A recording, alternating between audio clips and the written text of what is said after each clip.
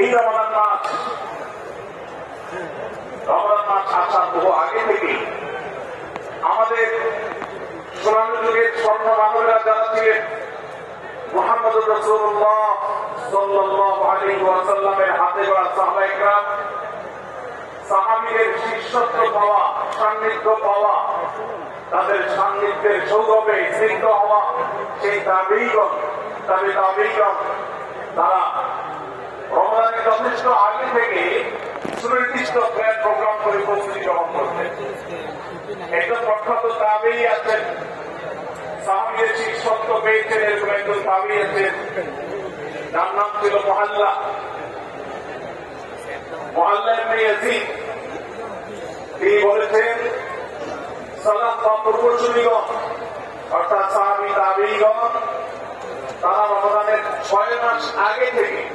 রমজান আসার 6 মাস আগে থেকে আল্লাহর কাছে দোয়া করতেন, রোজাদারি করতেন, কান্নাকাটি করতেন এই মর্মে যে আল্লাহ রমজান মাস পর্যন্ত আমার হায়াত বাড়িয়ে দাও, আমি যেন রমজান পাই, রমজানকে যেন সুযোগকে যেন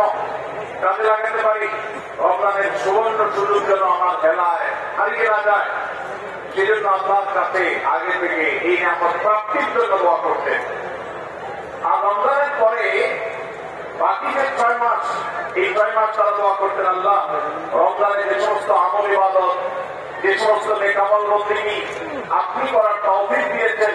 সেগুলো যেন আপনি মেহেরবানি করে এগুলো মঞ্জুর করেন, অ্যাকসেপ্ট করেন,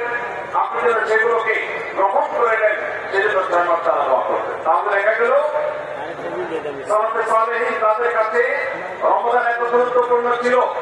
যে রমজানের আগের 6 মাস এবং পরের 6 মাস